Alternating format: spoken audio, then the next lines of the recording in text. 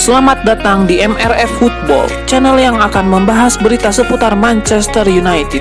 Jika kalian suka berita Manchester United dari kami, jangan lupa like, komen, dan subscribe. Dan juga nyalakan tombol loncengnya, agar kalian bisa tahu berita Man United terupdate dari kami. Terima kasih, Glory Glory Manchester United.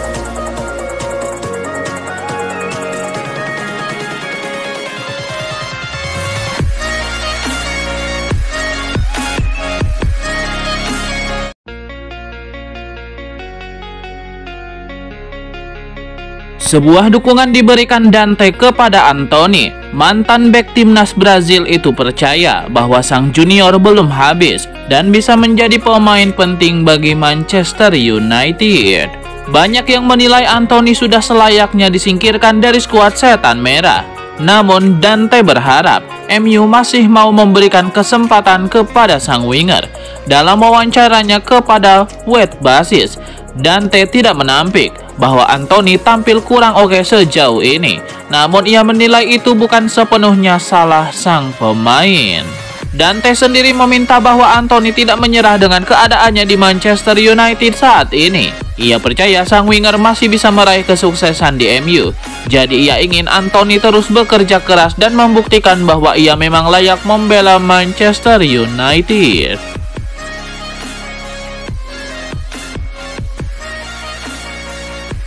Manchester United takluk 1-2 dari tuan rumah Brighton and Hove Albion dalam matchday kedua Premier League 2024-2025 di American Express Stadium, Brighton, pada hari Sabtu 24 Agustus 2024 malam waktu Indonesia Barat.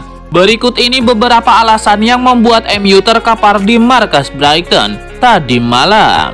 Yang pertama, tidak memainkan striker tengah sejak awal. Pelatih MU Erik ten Hag masih mempertahankan susunan pemain seperti ketika menang atas Fulham di pekan pertama, khususnya komposisi starter yang dimana mereka tidak memiliki striker murni di lini depan.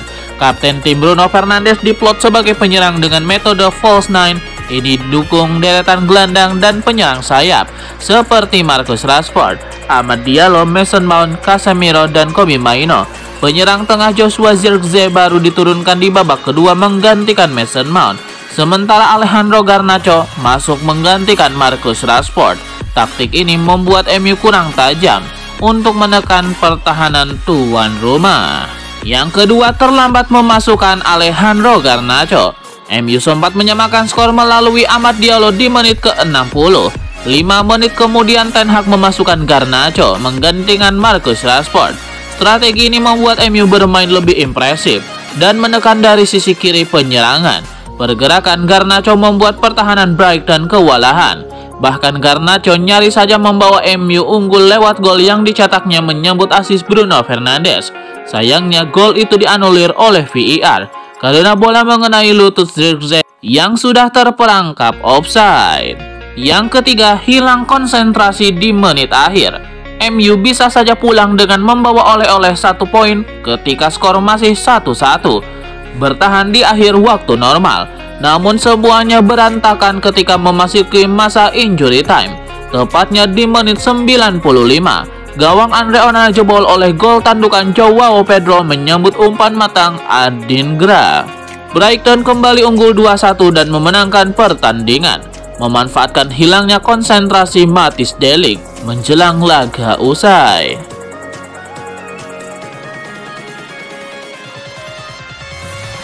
Erik ten Hag menyayangkan Manchester United yang menelan kekalahan 1-2 dari Brighton and Hove Albion pada matchday kedua Liga Inggris.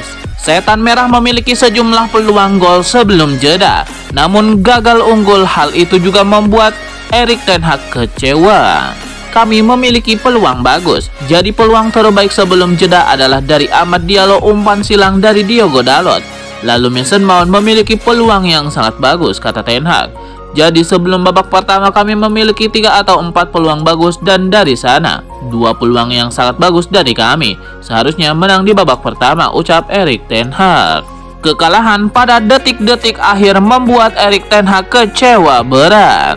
sangat mengecewakan, terutama ketika Anda memegang kendali permainan dalam waktu yang lama. Kami mengendalikan permainan dengan sangat baik saat menguasai bola dan kami melakukan itu dengan sangat baik dan kami kebobolan 2 gol yang tidak perlu, yang sebenarnya bisa dihindari, tutur Ten Hag. Kami kebobolan 2 gol mudah ketika kami seharusnya tidak bertindak lebih baik sebagai sebuah tim, kata Ten Hag.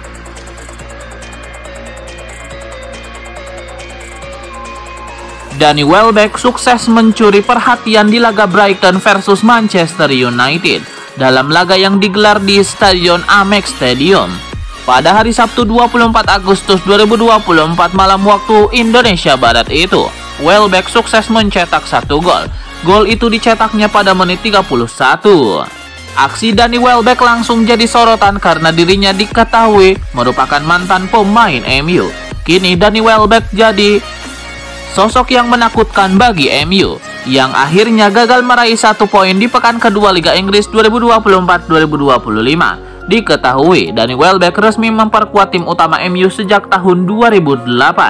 Dia berstatus penggawa setan merah hingga 2014. Tetapi, di sela periode itu, striker kelahiran Manchester 26 November 1990 itu beberapa kali menjalani masa peminjaman. Di tim utama Manchester United, Danny Welbeck total mentas di 142 pertandingan dalam berbagai kompetisi. Dia pun mampu mencatatkan 29 gol dan 17 assist. Pada laga semalam, Danny Welbeck membuktikan kepada mantan timnya Manchester United bahwa dirinya masih jadi pemain berkualitas. Danny Welbeck sendiri diketahui harus meninggalkan MU di era pelatih Louis van Gaal. Kala itu Welbeck dinilai memiliki standar ketajaman yang rendah. Dia kalah saing dengan Robin van Persie hingga Wayne Rooney.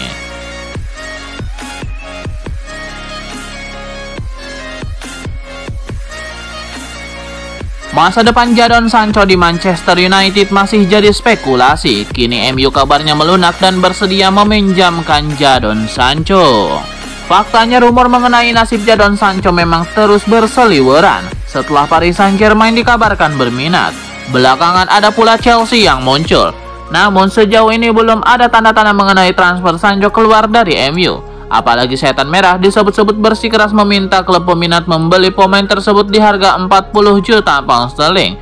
Pada prosesnya, seperti dilansir Goal.com, Man United kini mulai melunak.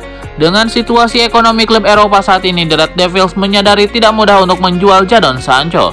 Sehubungan dengan itu, Man United pun kini bersedia melepas pemainnya tersebut dengan status pinjaman. Selain itu, kesepakatan peminjaman dengan kewajiban membeli juga menjadi opsi. Kabarnya Juventus kini berada di posisi terdepan.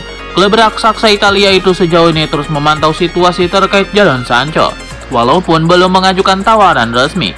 Karena pertimbangan finansial bagi Bianconeri, opsi peminjaman bisa memuluskan jalan.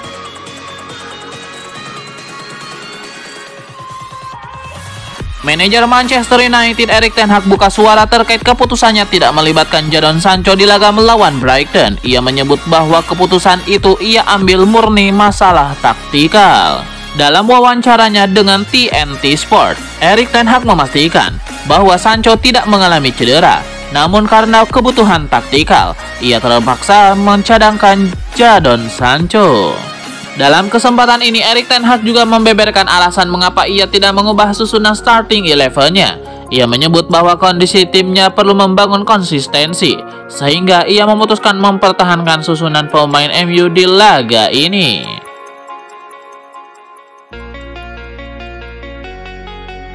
Klub Serie A Napoli sudah bergerak untuk mendapatkan jasa Scott McTominay. Il Partenope telah mengirimkan tawaran perdana mereka untuk gelandang Manchester United tersebut. Menurut laporan Fabrizio Romano, manajemen Napoli baru-baru ini telah menyerahkan tawaran perdana mereka untuk transfer McTominay. Jumlah paket tawaran itu bernilai sekitar 25 juta euro. Paket tawaran ini terdiri dari uang tunai sekitar 20 juta euro plus add-ons senilai 5 juta euro. Napoli menilai tawaran ini sudah cukup bagus sehingga mereka berharap manajemen Manchester United menerima tawaran mereka tersebut. Namun kabar buruknya bagi Napoli, tawaran perdana mereka untuk McTominay itu ditolak oleh MU. Setan Merah sudah menetapkan harga jual sang gelandang. Mereka tidak mau menerima tawaran di bawah 30 juta euro untuk jasa McTominay. Jadi jika Napoli masih berminat pada McTominay, mereka diminta untuk menaikkan tawaran mereka agar sang gelandang bisa pindah ke Naples.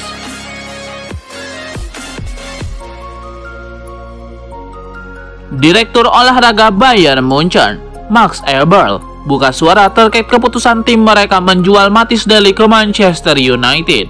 Ia menyebut bahwa penjualan tersebut merupakan langkah terbaik untuk tim mereka. Direktur olahraga Bayern Munchen, Max Eberl, baru-baru ini buka suara terkait keputusan Bayern Munchen menjual Matthijs de Ligt. Ia menyebut bahwa keputusan ini diambil demi kepentingan tim. Lebih lanjut, Max Eberl juga menyebut penjualan de Ligt itu tidak terhindarkan. Pasalnya Bayern Munchen butuh tambahan uang di musim panas ini, dan itulah mengapa mereka menjual Matthijs de Ligt.